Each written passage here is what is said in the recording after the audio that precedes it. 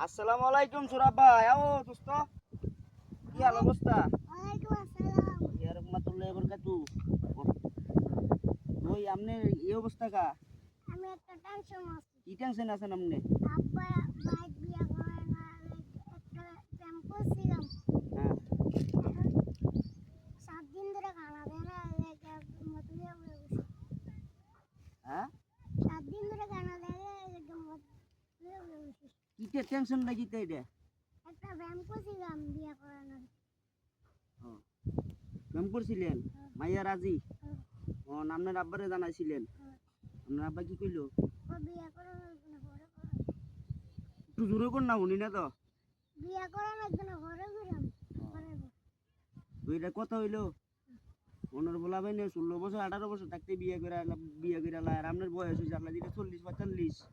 অন্য যদি না করা চলে দেওয়া বেটারে কি করুন যাই হন? আমরা ওই করাম চাই, আপনি টেনশন করেন না। আপনার বাইরে বুঝাইয়া, হ্যাঁ?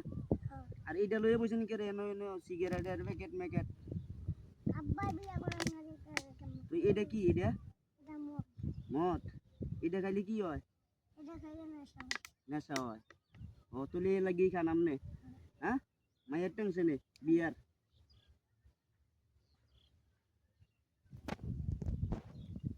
আচ্ছা দেখ, আপনার আব্বারে বুঝাই আমি কয়াম কি কন বুঝতো? আর এডি খাই এমন না কইলাম।